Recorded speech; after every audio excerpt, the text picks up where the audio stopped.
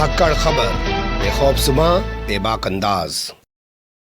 धाकड़ खबर के news room से मैं आपके साथ हूं अकरम रईस खान। कोर्ट संबंधित खबरों का ताजा बुलेटिन लेकर एक बार फिर से आपके सामने। शब्दों को चबा चबा के बोलना चाहिए ना, भोंपू मीडिया वाले स्टाइल में। मैं स्पीड से बोलता हूं तो बहुत सारे लोग कहते भी हैं थोड़ा धीमे धीमे बोला कीजिए।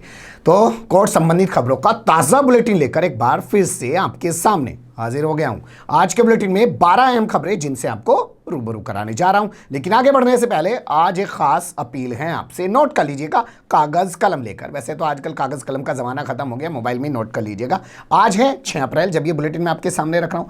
परसों है 8 अप्रैल। परसों 8 अप्रैल शाम के 5 बजे धाकड़ खबर 1 घंटे का एक लाइव प्रोग्राम आपके सामने पेश करेगा। ये शुरुआत होगी उस प्रोग्राम की जिसके जरिए हम आपको कानून की बारीक जानकारियां देंगे। हम आपको बताएंगे कि किस तरीके से कानून काम करता है, किस तरीके से पुलिस काम करती है, किस तरीके से अदालतें काम करती हैं और जो पीड़ित हैं वो कैसे इंसाफ पा सकते हैं। इस प्रोग्राम में हमारी मैनेजिंग एडिटर नंदिता झा मौजूद रहेंगी और हमारे साथ ही सैयद अबू रागिब इस प्रोग्राम को होस्ट करेंगे। आपके जो भी सवाल हों, कल सुबह हम लोग एक पोस्ट करेंगे, आपको मुद्दा बता देंगे कि इस मुद्दे पर इस बार का ये शो होगा। आप अपने सवाल तैयार कर सकते हैं, नहीं तो लाइव शो के दौरान भी आप अपने सवाल पूछ सकते हैं। अगर आपको पसंद आएगा तो आगे हर हफ्ते करने की कोशिश करेंगे, वरना ऐसे दुकान चली रही है। सारे दिन मैं आता हूँ, एक ही चेहरा लेके 5-7 वीडियो बनाता हूँ, अलग अलग मुद्दों पे खबरें बनाता हूँ और आपके सामने डाल देता हूँ। आप लोग पसंद भी कर लेते हैं। ऊपर वाला मेहरबान है, गधा पहलवान है, वो वाली कहावत है ना देसी, हमारे यहाँ पश्चिम उत्तर प्रदेश में।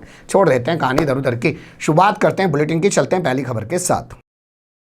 महाराष्ट्र सरकार द्वारा सुप्रीम कोर्ट पहुंचने से पहले ही एक वकील महोदय सुप्रीम कोर्ट पहुंच गए। उन्होंने केवियट दाखिल कर दिए। कहा, माई बाप, हम हाईकोर्ट इस मामले को लेके गए थे। हमारी पिटीशन के आधार पे हाईकोर्ट ने इस मामले में सीबीआई जांच का आदेश दिया है। इस मामले के खिलाफ महाराष्ट्र सरकार आपके पास आ रही है। कम से कम हमें सुन लीजिएगा कोई भी फैसला सुनाने से पहले। इसी को कहते हैं केवियट दाखिल करना। आपको पता होना चाहिए, जब कमिश्नर पद से हटा दिए गए परमवीर सिंह तो उनका खून खोल गया। उन्हें लगा अरे मुझे हटा के मेरा डिमोशन कर दिया है, मुझे होमगार्ड का डीजी बना दिया। क्या मैं होमगार्ड का डीजी बनने लायक हूँ? मैं एक पूरी दुनिया में मशहूर मुंबई पुलिस का पुलिस कमिश्नर था। तो अब मैं देखो क्या करता हूँ। उन्होंने एक लेटर लिखा और कहा कि जो अनिल देशमुख हैं, वो जो सचिन वजह पकड़ा गया है इंटीलिया केस में, वो उससे 100 करोड़ रुपए हुआ रहे थे। पूरा मामला पहले वो लेके सुप्रीम कोर्ट गए। सुप्रीम कोर्ट ने कहा भैया पहले हाईकोर्ट तो चला जा। हाईकोर्ट गए, हाईकोर्ट में सुनवाई हुई। हाईकोर्ट ने कल आपको पता ही है इस पूरे मामले में सीबीआई जांच का आदेश दे दिया। कहा कि 15 दिनों के भीतर सीबीआई अपनी प्रारंभिक जांच पूरी कर दे। इस्तीफा दे दिया अनिल देशमुख ने। उसके बाद वो पहुंच गए सुप्रीम कोर्ट। लेकिन उनसे पहले ही इस पूरे मामले में परमवीर सिंह के साथ 4-5 लोग पहुंचे हुए थे हाईकोर्ट। उनमें से एक शख्स पहुंच गए हैं केवियट लेके सुप्रीम कोर्ट। ये कहानी इससे ज़्यादा बाद में बताएंगे जब आगे इस पर कुछ सुनवाई हो जाएगी। अगली खबर का रुख कर लेते हैं। मुजफ्फरनगर दंगा याद है आपको, जिसके बाद 2014 के लोकसभा चुनाव में भारतीय जनता पार्टी ने पश्चिम उत्तर प्रदेश ही नहीं उत्तर प्रदेश में शानदार फसल काटी। 80 में से 71 सीटें जीती। उसके बाद 2017 के विधानसभा चुनाव में भी भारतीय जनता पार्टी ने एक शानदार राजनीतिक फसल काटी। ये अलग बात है कि 2018 में जब कैराना लोकसभा सीट पर उपचुनाव हुआ तो वहाँ भारतीय जनता पार्टी की गाड़ी में पंक्चर हो गया और पंक्चर का असर ये हुआ कि 2019 में पश्चिम उत्तर प्रदेश के अंदर से उसके हाथ से 10 सीटें चली गई। पश्चिम उत्तर प्रदेश के अंदर से सहारनपुर की सीट चली गई उसके हाथ से, और कई सारी जगह की, रामपुर की, अमरोहा की, तमाम जगह की सीट चली गई। तो उस दंगे को कहते हैं मुजफ्फरनगर दंगा। तो उसमें एक शख्स आरोपी हैं, खतौली से वर्तमान समय में बीजेपी के विधायक हैं, विक्रम सैनी उनका नाम है। इस पर एक विस्तृत रिपोर्ट मैं आपके सामने रख चुका हूँ वो आप देख ही चुके हैं, उससे पूरी तरह वाकिफ हो ही चुके हैं। तो इनके खिलाफ गैर जमानती वारंट जारी हो गया। 2013 में इन्होंने कव्वाल के अंदर एक धार्मिक स्थल में तोड़फोड़ कर दी थी। नाम के हिसाब से समझ जाइए विक्रम सैनी है, कौन से धार्मिक स्थल में तोड़फोड़ कर रहे होंगे। अब एनबीडब्ल्यू वारंट जारी हुआ तो कोर्ट पहुंच गए। कोर्ट में जाकर इन्होंने सरेंडर कर दिया और कोर्ट ने इनको जमानत दे दी 25-25 हज़ार रुपये की जमानत पर, यानी कि मुचलकों पर। उसके बाद इन्होंने लंबा चौड़ा बयान वो सब आप देख चुके हैं। लेकिन कुल मिला के कहानी ये है कि इन पर से मुकदमा नहीं हटाया गया, संगीत सोमपे से तो मुकदमे हटा लिए गए हैं। अगली खबर का रुख कर लेते हैं। जिला अदालत ने कंगना राणावत को दिया है तगड़ा झटका। उसकी डिमांड को सिरे से खारिज कर दिया। क्या डिमांड थी? पहले कंगना राणावत की वो जान लीजिए, फिर बताएंगे मुद्दा है क्या। कंगना राणावत के खिलाफ एक सम्मन जारी हुआ। पुलिस ने सम्मन जारी किया, कहा कि हाजिर हो, यहाँ पे जवाब दो। अब उस सम्मन पे रोक लगाने के लिए ये पहुंच गई कोर्ट। और इन्होंने कहा साहब इसको खारिज कर दीजिए। अदालत ने सुनवाई की कि हम तो नहीं खारिज करते, जाइए जांच का सामना करिए। अब इसके बाद इन पर गिरफ्तारी की तलवार लटक गई है, या ये खुद पेश हो कर पुलिस के सामने अपना बयान दर्ज कराएं, ये कई सारे सवाल पैदा हो गए। अब आपको बताते हैं मामला क्या है। मशहूर शख्सियत हैं, जावेद अख्तर नाम ही काफ़ी है, ज़्यादा बताने की ज़रूरत नहीं है। एक शो के दौरान कंगना रनावत ने उनकी शख्सियत को लेकर उल जलूल बकवास कर दी। आजकल भैया मुंह के आगे खुला मैदान है और पीछे पूरी सरकार है, किसी को भी कुछ भी कह दीजिए, और मुंह जोर से बड़ा तो कोई जोर हो नहीं सकता दुनिया में। इसको लेकर ये अंधेरी कोर्ट पहुंच गए। इन्होंने एक मुकदमा दर्ज कर दिया। अदालत के आदेश पे मुकदमा दर्ज हो गया मानहानि का। उसी में पुलिस ने इनको समन जारी कर रखा है। उसी से बचने के लिए पहुंची थी, लेकिन अब इनको झटका लगा है। हो सकता है ये हाई कोर्ट चली जाए पुलिस से बचने के लिए। ये भी तो रास्ता है ना कि ठीक है निचली अदालत से राहत नहीं मिली तो अब पहुंच जाते हैं हाई कोर्ट। लेकिन आज एक खबर वायरल हो रही है, वो मैं आपके सामने रखना चाहता हूँ। स्क्रीन पे देखिए, ये बगैर मास्क लगाए स्टूडियो पहुंच गई जहाँ डबिंग होती है मुंबई के अंदर। तो वहाँ जो भी शख्स स्टूडियो में मौजूद थे उन्होंने इनकी जमकर खिंचाई की, उन्हें आईना दिखाने की कोशिश की कि दूसरों को तो बड़ा नाम धरती फिरती हो और खुद बगैर मास्क लगा के घूम रही हो। अगली खबर का रुख कर लेते हैं। सुंदर भाटी समेत 12 लोगों को सुनाई गई है उम्र कैद की सजा। यह हेडिंग सुनने के बाद आपके जहन में 2 सवाल पैदा होने चाहिए। एक ये कि भैया सुंदर भाटी है कौन, ऐसी कौन सी बड़ी शख्सियत है जिसका सीधा नाम लेके खबर पड़ रही है, और दूसरा ये कि किस मामले में आखिर इसको उम्र कैद की सजा सुनाई गई है। 1 लाख रुपए से लेके 1,75,000 रुपए तक का सभी पे जुर्माना लगाया गया है। जुर्माना ना अदा करने पर इनको ज़्यादा सजा भुगतनी होगी। ग्रेटर नोएडा जानते हैं ना जी, इस जिले का असल नाम गौतम बुद्ध नगर है। यहाँ की अदालत ने यह फैसला सुनाया है। अब आपको ये जानना बेहतर होगा कि ये सुंदर भाटी है कौन। सुंदर भाटी नोएडा और ये ग्रेटर नोएडा जो पूरा इलाका है, दादरी गाजियाबाद, इस पूरे इलाके में सुंदर भाटी और नरेश भाटी मामा भांजे हुआ करते थे, आज भी जेल में बंद है। इनका बड़ा वर्चस्व है, ये बड़े अपराधी हैं। 2013 में इन्होंने एक शादी समारोह के दौरान अंधाधुंध गोलियां बरसाकर समाजवादी पार्टी के नेता और दादूपुर गांव के जो ग्राम प्रधान थे उनकी हत्या कर दी थी। उनके साथ उनके गनर को भी मौत के घाट उतार डाला गया था। इस मामले में 13 लोगों के खिलाफ FIR दर्ज की गई थी। इनको गिरफ्तार करके जेल में डाल दिया था।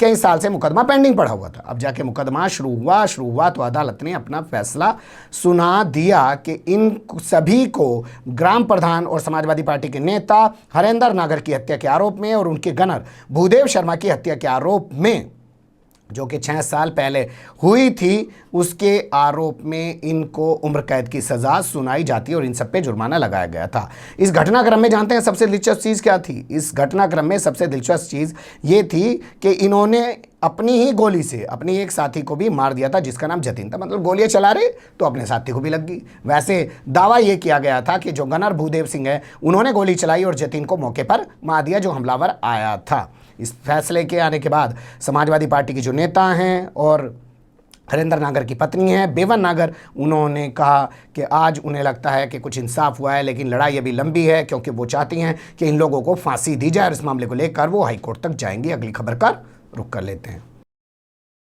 मुख्तार अंसारी की सकुशल वापसी के लिए उनकी पत्नी सुप्रीम कोर्ट पहुंच गई हैं। ये खबर जब मैं रिकॉर्ड कर रहा हूं तब शाम के करीब 5 बजे हैं और हो सकता है जब ये बुलेटिन आपके सामने जा रहा हो तो रात के करीब 8 या 9 बजे होंगे, क्योंकि उसी वक्त हम ये रोज़ाना बुलेटिन ब्रेक करते हैं। अभी तक की जानकारी के मुताबिक मुख्तार अंसारी को लेकर उत्तर प्रदेश की पुलिस पंजाब के रोपड़ से चल चुकी है और अब उत्तर प्रदेश की सीमा में दाखिल हो रही है। पेरीफेरल एक्सप्रेस के जरिए वो सोनीपत से पार होने के बाद कोंडली के रास्ते पेरीफेरल पे चढ़ चुकी है और अब वो फिर सीधा गाजियाबाद वगैरह उतर के हो सकता है NH-24 पकड़े सीधे लखनऊ की तरफ जाए और आगे का सफर आगे से करे। जो भी वो करे क्लियर पता नहीं है, लेकिन अभी तक की रिपोर्ट यही है। लेकिन उनकी पत्नी चिंतित हैं। अफसा अंसारी वो पहुंच गई सुप्रीम कोर्ट और सुप्रीम कोर्ट जाके उन्होंने अपने पति को सकुशल उत्तर प्रदेश की बांदा जेल में शिफ्ट किए जाने की मांग को लेकर एक पिटीशन दाखिल कर दी। उन्होंने कहा कि देखिए मेरे पति आज तक आरोपी हैं, उन पर कोई दोष साबित नहीं हुआ है। जबकि भाजपा का एक नेता है ब्रजेश सिंह जो एक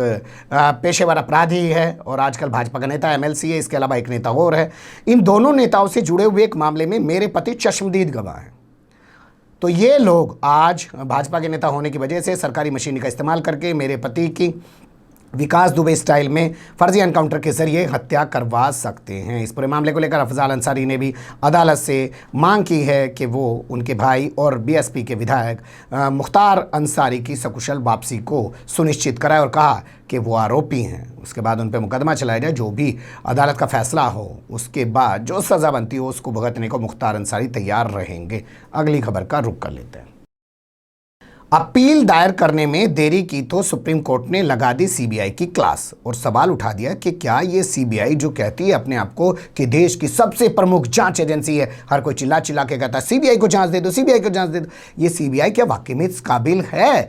क्या इसके पास ऐसे लोग नहीं हैं कि जिन्हें तमीज़ ये हो कि कब अपील किस मामले में दाखिल करनी है? तो यहाँ 2-3 सवाल पैदा होते हैं कि भैया किस मामले में अपील दाखिल करनी थी और क्यों देरी कर दी। तो आपको दोनों चीज़ें बताने की कोशिश करते हैं। सुप्रीम कोर्ट के जस्टिस हैं जिनका नाम हमारे पास है संजय किशन कौल, और उनके साथ दूसरे जो जस्टिस हैं मिस्टर गुप्ता, हेमंत गुप्ता, उनकी बेंच ने एएसजी यानी कि additional solicitor general RS Suri से ये कहा है कि क्या सीबीआई के पास काबिलियत नहीं है, जो खुद को प्रमुख एजेंसी बताती है पूरे देश की, क्या ऐसे ही काम करने के उसके तरीके हैं? 1-1.25 साल बाद वो किसी मामले को लेकर अपील करने आएगी और उस वक्त एप्लीकेशन लगा के कहेगी साहब बहुत ही महत्वपूर्ण मामला है साहब, इसमें अपील स्वीकार कर लीजिए, हाईकोर्ट ने इन लोगों को बरी कर दिया है, हम इनको चुनौती देना चाहते हैं और सुप्रीम कोर्ट में इस मामले को सुना जाना चाहिए। क्या है मामला वो जान लीजिए। दिल्ली हाई कोर्ट 2019 में 2 लोगों को बरी कर देता है। मामला क्या है? 2010 का है। एक जेई हैं जो नगर निगम के, दिल्ली में नगर निगम है ना, जानते हैं, जहाँ पे 15 साल से बीजेपी कब्जा करे बैठी है, जूनियर इंजीनियर है, उनका नाम है सीबी सिंह, और उनके साथ एक बिल्डर हैं जिनका नाम है राजबीर सिंह। दोनों ने साठगांठ कर ली और फ्लैट बना के खड़े कर दिए। ये मामला पकड़ा गया। इसके बाद इस मामले में इनके खिलाफ चार्जशीट की गई तो निचली अदालत ने इनको 3-3 साल की सज़ा 2016 में सुना दी। ये पहुंच गए हाई कोर्ट, जमानत तो मिली जाना, 3 साल वाले मामले बाहर घूम रहे, लेकिन सज़ा भी तो माफ़ करानी। हाई कोर्ट पहुंच गए, हाई कोर्ट ने इनको बरी कर दिया। तो 2019 में अगर सीबीआई के इस केस में बरी हो गए थे तो सीबीआई की क्या जिम्मेदारी बनती थी कि जो टाइम पीरियड है उसके अंदर वो जाए और इनके खिलाफ सुप्रीम कोर्ट में अपील दाखिल करे। लेकिन यहाँ तो 1 साल से भी ज़्यादा का वक्त गुजर गया और सुप्रीम कोर्ट में जो है वो सीबीआई पहुंची नहीं है, तो सुप्रीम कोर्ट सवाल खड़ा कर रहा है। अगली खबर का रुख कर लेते हैं। बहुत ही खतरनाक व्यक्ति है पीडीपी का नेता अब्दुल नज़ीर मदनी। जी हाँ, ये टिप्पणी सुप्रीम कोर्ट से की गई है और सुप्रीम कोर्ट ने ये टिप्पणी करते हुए पीडीपी के नेता अब्दुल नज़ीर मदनी की उस याचिका को खारिज कर दिया जिसमें उन्होंने अपने गृह राज्य केरल जाने की इजाज़त मांगी थी। बताया जा रहा है कि बेंगलोर में कोई ब्लास्ट हुआ, उस मामले में पीडीपी के नेता पकड़े गए, 11 साल तक जेल में रहे। कुछ शर्तों के साथ 2014 में इनको जमानत दे दी गई। शर्त सबसे बड़ी ये थी कि बेंगलोर से बाहर नहीं जाओगे और अपने गृह राज्य केरल तो बिल्कुल भी नहीं जाओगे। अब ये पिछले 6 साल से बीमार हैं। इनका कहना है कि मैं अपने गृह राज्य नहीं जा पा रहा हूँ, वहाँ मैं बेहतर इलाज करवा सकता हूँ, मुझे जाने की इजाज़त दी जाए, क्योंकि मेरे खिलाफ जो मुकदमा है अदालत में वो 6 साल से पेंडिंग पड़ा है, वो भी नहीं चल रहा है। आसपास कुछ ऐसा लग नहीं रहा है कि वो मुकदमा निपट जाएगा, एंड हो जाएगा उस मुकदमे का, चलो मैं उसी की उम्मीद कर लूँ, उसके बाद चला जाऊँगा, तो मुझे इजाज़त दी जाए। लेकिन सुप्रीम कोर्ट ने कहा भैया ये तो बहुत खतरनाक आदमी है, इसको बेंगलोर से बाहर जाने की इजाज़त नहीं दी जा सकती है। खतरनाक आदमी, पीडीपी का नेता, और ये कहते हुए उसके पिटीशन को खारिज कर दिया। अगली खबर का रुख कर लेते हैं। कभी दिलचस्प खबर है और जिस नेता के हवाले से, जिस वकील के हवाले से खबर आ रही है तो समझा जा सकता है ये खबर उसी नेता, उसी वकील के हवाले से आ सकती है। भाई सब कमाल के पीआईएल दाखिल करने वाले नेता। मैं तो कहता हूँ Limca book of record, Guinness book of record में इनका नाम दर्ज कर देना चाहिए। इनका नाम है, जानते हैं ना, अश्विनी कुमार उपाध्याय, पेशे से एडवोकेट हैं, भारतीय जनता पार्टी के नेता हैं। रोज़ नए नए मामलों में पीआईएल लेकर पहुंचाते हैं। फिर पहुंच गए एक पीआईएल लेकर। इन्होंने कहा साहब एक बात बताओ, सुप्रीम कोर्ट का जज जो है वो तो 65 साल में रिटायर होगा जी, और हाई कोर्ट का जज जो है वो 62 साल में रिटायर होगा। ये तो गलत बात है साहब, इन दोनों को समान करो भाई। या तो सुप्रीम कोर्ट वाला भी 62 साल में रिटायर हो, या फिर जो हाई कोर्ट वाला है वो भी 65 साल में रिटायर हो, दोनों को बराबर करो जी। ये मांग करते हुए इन्होंने एक पिटीशन दाखिल कर दी। साथ ही मांग की कि 65 साल जजों की रिटायरमेंट की उम्र करनी चाहिए। इनका कहना है, इसकी दलील दे रहे हैं ये, कि साहब ऐसा करने से ना वकीलों का काम, जजों का काम ज़्यादा बेहतर हो सकेगा। उनके पास जब समय होगा तो वो और अच्छे से मामलों को सुन सकेंगे। आप जानते हैं नए नए जज कहाँ से आएंगे, आते भी हैं तो एकदम बहुत सारी चीज़ें समझ नहीं पाते हैं, तो पुराना जज है, ये बात तो बनती है। भाई वहाँ रहोगे तो 65 साल में रिटायर्ड होगे, यहाँ रहोगे तो 62 साल में रिटायर्ड होगे। हो सकता है पिछले दरवाजे से यही कह दिया गया यार एक पिटीशन डाल दो, सुप्रीम कोर्ट सुनवाई कर देगा, हमारा भी कुछ भला हो जाएगा। ये सब चीज़ें चलती हैं पर्दे के पीछे से, ये अंदर की कहानियाँ होती हैं जो मैं आपको कभी कभी बातों में बता देता हूँ। अगली खबर का रुख कर लेते हैं। कोरोना को लेकर गुजरात हाईकोर्ट ने की है बहुत सख्त टिप्पणी। कहा है कि जिस तरीके से गुजरात के अंदर हालात बिगड़ते जा रहे हैं कोरोना को लेकर, उसके चलते सरकार को जल्द से जल्द यहाँ पर कर्फ्यू लगाने का, यहाँ पे लॉकडाउन लगाने का निर्णय लेना चाहिए और तमाम नियम कानून सख्ती से पालन कराने चाहिए। अब भैया हाईकोर्ट से फैसला आ गया है, इसको आधार बना के गुजरात सरकार तो लगाई देगी जो है कर्फ्यू और लॉकडाउन। देखना दिलचस्प होगा कब तक लगता है। अगली खबर का रुख कर लेते हैं। काफ़ी दिलचस्प खबर है, इसको नोट करके रखिए। है तो जिला अदालत से जुड़ी हुई, लेकिन हम आपके लिए निकाल के लिए, हालांकि मैं बहुत कम जिला अदालतों से जुड़े हुए मामले आपके सामने रखता हूं। जैसे सुंदर भाटी वाला खास मामला था, जिला अदालत से था, इसलिए आपके सामने रख दिया। पिता की आर्थिक हैसियत के हिसाब से, भाई पिता की आर्थिक हैसियत यानी कि आर्थिक स्थिति के हिसाब से बच्चों को जीवन जीने का हक है जी, अधिकार है पूरा। भाई अब्बा जी खूब पैसे कमा रहे, ठीक है, और बच्चे गरीबों की तरह जीवे, ऐसा हो सके क्या? अब्बा जी ठीक ठाक पैसे कमा रहे तो बच्चे भी ठीक ठाक जीवन जिए। ये कहना है पटियाला हाउस कोर्ट के एक जज साहब का। किस मामले में उन्होंने कहा है वो भी जान लीजिए। दिल्ली पुलिस के एक एएसआई हैं, एडिशनल सब इंस्पेक्टर, उनका उनकी पत्नी और बच्चों से भी बात चल रहा है। पत्नी और 2 बच्चे, एक बेटी है एक बेटा है, वो अलग रहते हैं।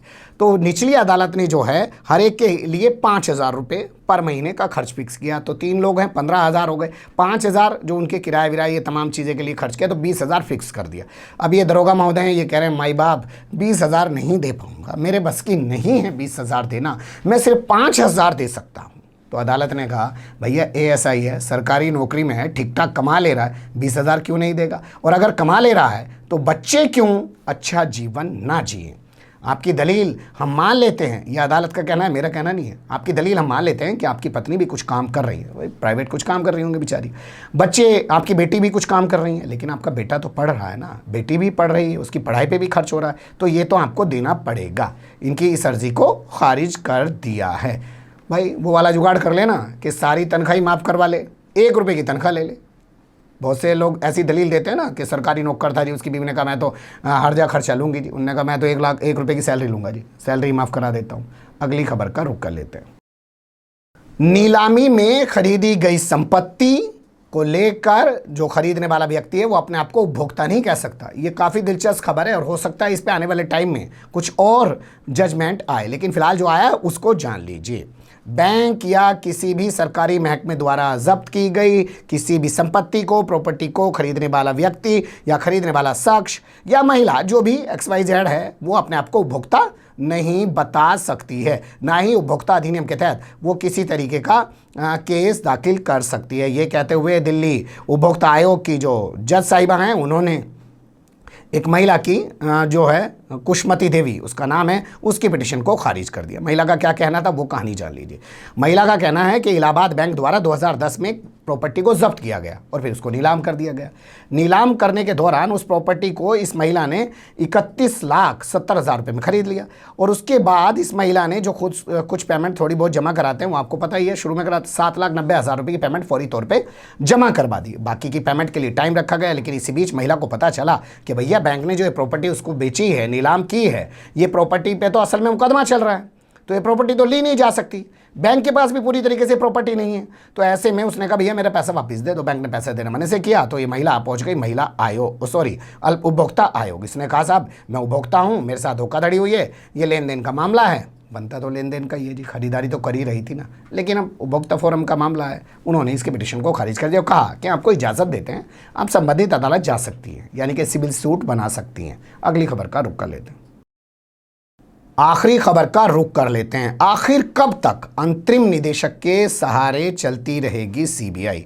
ऊपर भी सीबीआई की एक खबर बताई थी सुप्रीम कोर्ट से जुड़ी हुई, वहां काबिलियत पे सवाल खड़ा हो रहा था, यहां निर्देशक पर सवाल खड़ा हो रहा है, यानी कि डायरेक्टर पर सवाल खड़ा हो रहा है। सुप्रीम कोर्ट ने कहा कि आखिर कब तक सीबीआई अंतरिम जो है निदेशक के सहारे चलती रहेगी। जल्द से जल्द एक हाई पावर कमेटी बनाई जाए और उसके बाद नियमित रूप से एक निदेशक नियुक्त किया जाए सीबीआई के अंदर।